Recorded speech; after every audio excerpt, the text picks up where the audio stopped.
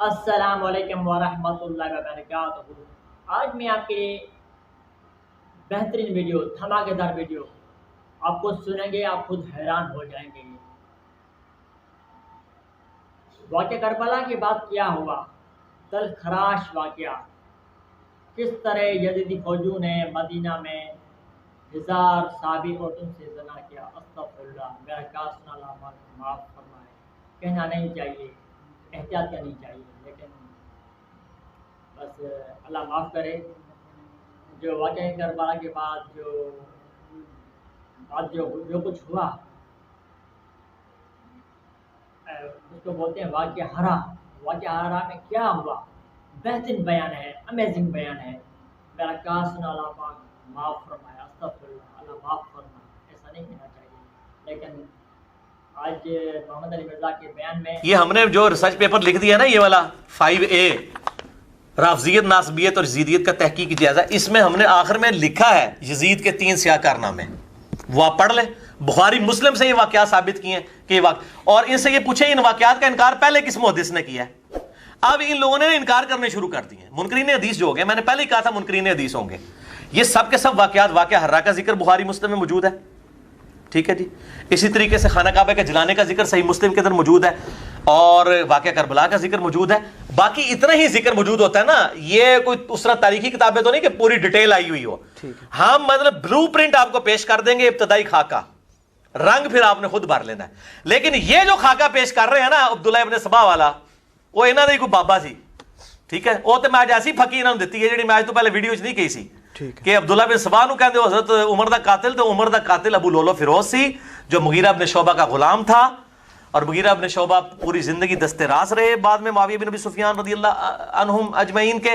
اس طریقے سے اگر جھوٹی سٹوری بنانی ہو تو میں بڑی فٹ قسم کی نا سٹوری بنا کے نا ایک فلم بنا سکتا ہوں کہ ان لوگوں نے پلان کے ساتھ حضرت عمر کو قتل کیا ہے، لیکن نعوذ باللہ من ذالک، یہ تو جھوٹ ہے۔ اس طریقے سے کیسے ہم کہہ دیں بغیر دلائل کے ساتھ؟ یعنی یہ سٹوریاں فٹ کرتے ہیں نا، تو سٹوری ہم بھی فٹ کر سکتے ہیں، ہمیں بھی کرنی آتی ہے، ٹھیک ہے نا جی۔ تو یہ فرحان بھائی ذرا اس کو کلوز کریں نا، یہ یزید کے 3 سیاہ کارنامے، یہ دیکھیں نا، میں نے ریسرچ پیپر نمبر 5A رافضیت، ناصبیت، یزیدیت کا تحقیقی جائزہ، اس میں میں نے یہ دیا حدیث قسطنطینیہ والی، کانسٹنٹائن، اس کی والی بھی بشارت جو یہ غلط فٹ کرتے ہیں اور یہ سارے معاملات کرتے ہیں، میں نے اس کے اوپر بھی کھول کے اس ساری باتوں کو لکھا ہے۔ پھر امام بخاری ساتھ ایک اور حدیث لے کے آئے ہیں، اس میں الفاظ ہیں کہ جب واقعہ ہرا ہوا، یعنی یزید نے چڑھائی کر کے مدینہ شریف کو پامال کیا، کئی صحابہ اور تابعین کو قتل کیا، ان کی عورتوں کے ساتھ برائی والا معاملہ ہوا جو کچھ، کیونکہ شہادت حسین علیہ السلام کے بعد اہل مدینہ نے یزید کی بیعت توڑ دی تھی کہ اب تو کوئی جواز ہی نہیں رہا کہ تم نے یعنی نواسہ رسول کو قتل کر دیا ہے، ان کے ساتھیوں کو، کہ ہم تمہیں امیر المومنین مانیں۔ پھر یزید نے فوج بھیجی تاکہ اہل مدینہ کو دوبارہ بیعت میں وعدہ کیا جائے، نہیں تو ان کو قتل کیا جائے، اور وہی ہوا، وہ بیعت تو نہیں کی، تو اس نے مدینہ 3 دن کے لیے حلال کیا اپنی فوجوں پہ، انہوں نے جس طرح ظلم کیا، واقعہ ہرا۔ تو بخاری میں وہ حدیث اسی موقع پہ ہے کہ واقعہ ہرا کے موقع پر انس ابن مالک کہتے ہیں کہ میں بڑا غمگین تھا۔ انس ابن مالک کون؟ 93 ہجری میں فوت ہوئے ہیں، نبی الاسلام کے بعد 82 سال زندہ رہے ہیں، اور 10 سال حضور کو وضو کروانے والے، حضور کے بچوں کی جگہ، انس ابن مالک۔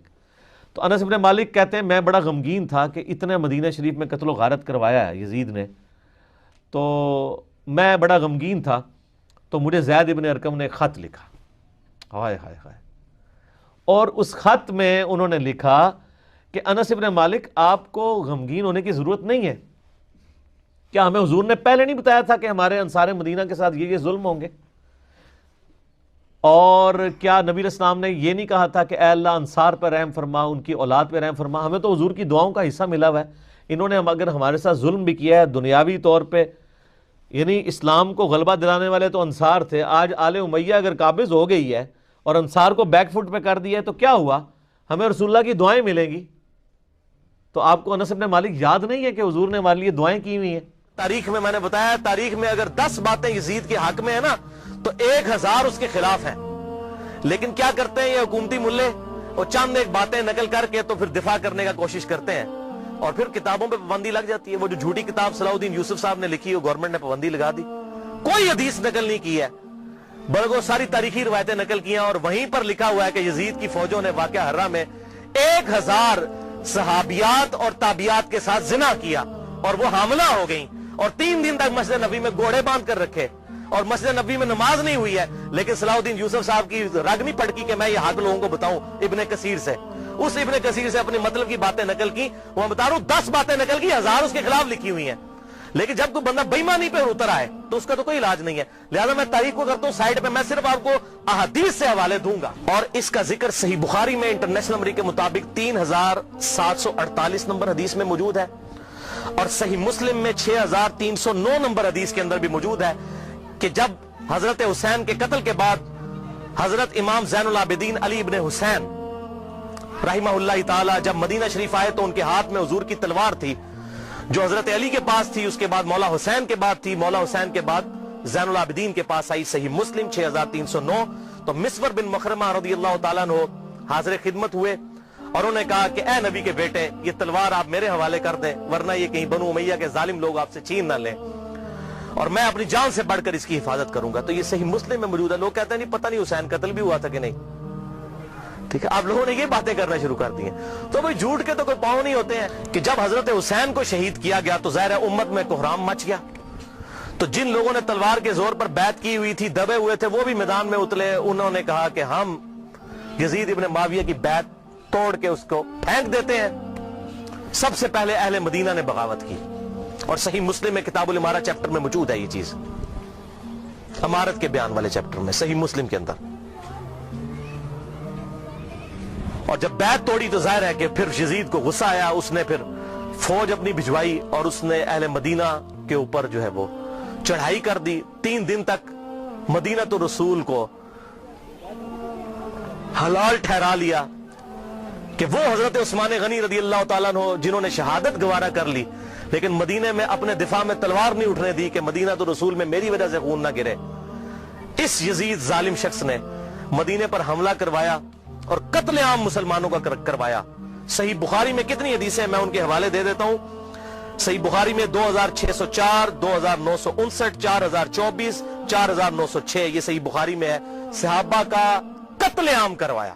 اور صحیح مسلم میں 3339، 3319، 3323 سے لے کر 3333 تک یہ 15-20 احادیث ہیں جن کا لب لباب یہ ہے کہ آپ صلی اللہ علیہ وسلم نے ارشاد فرمایا جس نے اہل مدینہ کو ڈرایا، اہل مدینہ کو دھمکایا یا مدینہ میں بدعت کو جاری کیا، مدینے والوں پر ظلم کیا، اس پر اللہ کی لعنت، اللہ کے فرشتوں کی لعنت اور تمام لعنت کرنے والوں کی لعنت۔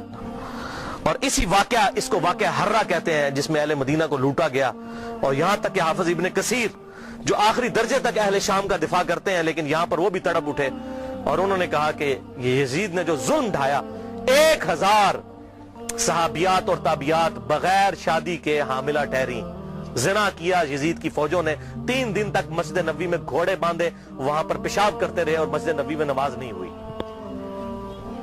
اسی واقعہ حرہ پر امام احمد بن حنبل رحمۃ اللہ علیہ کا قول صحیح سند کے ساتھ اسی ابن جوزی کی کتاب میں موجود ہے، صفحہ نمبر 40 پہ، جو عربی میں نسخہ ہے، اردو میں آپ کو مل جائے گا۔ یہ امام احمد بن حنبل سے ان کے شاگرد نے پوچھا یزید ابن معاویہ کے بارے میں کہ کیا آپ یزید ابن معاویہ کے بارے میں آپ کا کیا خیال ہے؟ یہ اب میں آپ کو بتانے لگوں کہ اہل حدیث کا کیا موقف تھا۔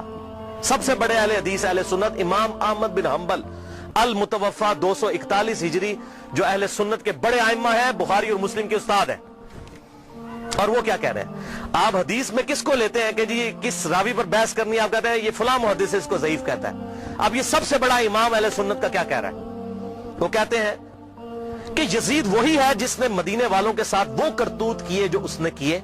شاگرد نے پوچھا یزید نے کیا کیا تھا؟ احمد بن حنبل نے فرمایا اس نے مدینے والوں کو لوٹا تھا۔ شاگرد نے پوچھا کیا ہم یزید سے حدیث بیان کر سکتے ہیں؟ احمد بن حنبل نے فرمایا یزید سے حدیث مت بیان کرو، اور کسی کے لیے یہ حلال ہی نہیں ہے کہ وہ یزید سے ایک حدیث بھی بیان کرے۔ پھر شاگرد نے پوچھا کہ جب یزید نے یہ حرکتیں کی تھیں تو کن لوگوں نے یزید کا ساتھ دیا تھا؟ تو احمد بن حنبل نے فرمایا اہل شام نے، یہ شامیوں نے یہ غلط کام کیا تھا جو یزید کے ساتھ مل کر اہل بیت کے ساتھ اور اہل مدینہ کے ساتھ ظلم ان پر ڈھایا تھا۔ 64 ہجری میں اسی دوران حضرت عبداللہ ابن زبیر رضی اللہ تعالیٰ عنہ، یہ وہ صحابی ہیں جن کے بارے میں صحیح بخاری میں آتا ہے، جب مسلمان ہجرت کر کے مدینہ شریف آئے تو یہودیوں نے کہا ہم نے مسلمانوں پر بندش کر دی ہے ان کے گھر اب اولاد نہیں ہوگی تو سب سے پہلے بیٹا پیدا ہوا حضرت ابو بکر کا نواسا عبداللہ ابن زبیر، حضرت عائشہ کی جو بہن تھی اسما بنت ابی بکر ان کا بیٹا عبداللہ ابن زبیر، اور حضور نے اپنے مبارک ہاتھوں سے ان کو گٹی دی تھی کھجور چبا کر، صحیح بخاری میں آتا ہے۔ یہ وہ ہیں عبداللہ ابن زبیر صحابی، یہ بھی حضرت حسین کی طرح جن چند بڑے لوگوں نے بیعت نہیں کی، کون کون تھے ان میں؟ حضرت حسین ابن علی، علی کا بیٹا، حضرت عباس کا بیٹا عبداللہ ابن عباس، ابو بکر کا بیٹا عبد الرحمن بن ابی بکر، اور زبیر کا بیٹا ابن زبیر، عبداللہ ابن زبیر۔ تو یہ نمائندہ شخصیات ہی سامنے آتی ہیں نا مجھے چاہیے اس حوالے سے۔ تو عبداللہ ابن زبیر نے بھی بغاوت کی، انہوں نے حجاز، مکہ، مدینہ اور پورے ایریے پر انہوں نے اپنی خلافت قائم کر لی، اور یزید صرف شام تک رہ گیا۔ تو پھر یزید نے عبداللہ ابن زبیر رضی اللہ تعالیٰ عنہ کو قتل کرنے کے لیے اور ان کی حکومت کو ختم کرنے کے لیے جو خلافت تھی، اپنے گورنروں کو بھیجا، سپہ سالاروں کو بھیجا۔ 64 ہجری کا یہ واقعہ ہے، اور یہ صحیح مسلم میں انٹرنیشنل نمبر کے مطابق 3245، صحیح مسلم 3245 نمبر حدیث ہے کہ ابن زبیر پر جب حملہ کیا اس دوران خانہ کعبہ کو منجنیق سے پتھراؤ کیا گیا، غلاف کعبہ بھی جل گیا۔ 3245 صحیح مسلم۔ یہ کرتوت ہے، کہتے ہیں جی وہ تو یہ تھے جنتی تھے، وہ بھی میں بول کھولنا کہڑے پاس جنتی سی ہو۔ صحیح مسلم 3245 خانہ کعبہ کو جلا دیا۔ لیکن پھر اس دوران پہلے واقعہ کربلا، اس کے بعد واقعہ حرہ ہوا، اور پھر ابن زبیر پہ جب حملہ کیا اسی دوران یزید مر گیا 64 ہجری کے اندر۔ جب مرا تو پھر ابن زبیر نے اسی جنگ کے دوران وہ مر گیا، ابن زبیر نے کہا کہ جاؤ اپنے شیطان کی خبر لو، وہ مر گیا۔ تو پھر اس کی فوج تتر بتر ہو گئی۔ پھر 9 سال تک خلیفہ رہے اس پورے ایریے کے اوپر عبداللہ ابن زبیر۔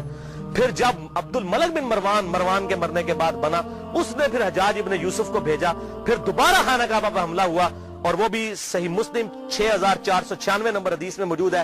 پھر ابن زبیر کو حجاج ابن یوسف نے، جو اسی بنو امیہ کی باقیات تھی، اس نے قتل کر کے خانہ کعبے کے دروازے پہ ان کی لاش، صحابی رسول کی لاش لٹکائی 1 ہفتے تک کے لیے۔ صحیح مسلم 6496۔ ابن زبیر کو 74 ہجری کے اندر شہید کر دیا گیا۔ یہ بھی انہی کا کارنامہ تھا۔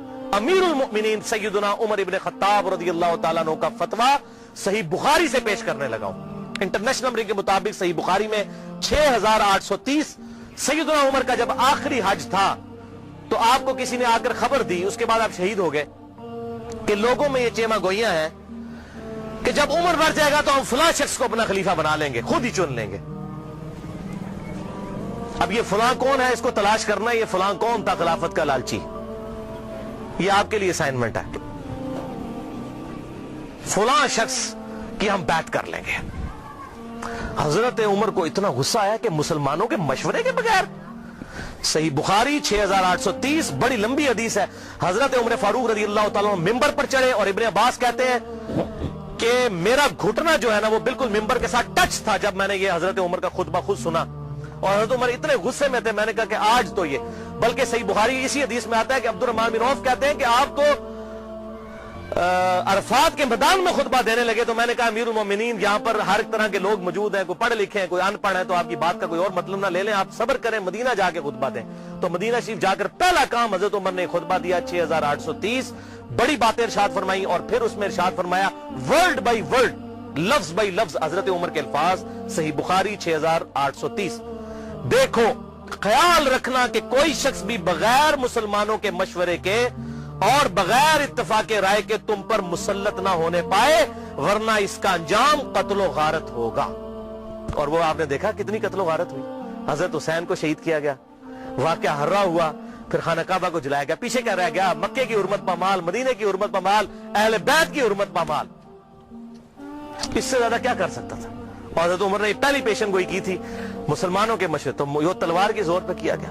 وہ میرا پورا لیکچر سن لیں، صحیح بخاری کے اندر موجود ہے حدیث، اور کتابوں کے اندر، کہ تلوار کے زور پر زبردستی بیعت لی گئی، اور صحابہ نے مخالفت کی لیکن نہیں کسی کی سنی گئی۔ وَلِعَاذُ بِاللَّهِ تَعَالَى۔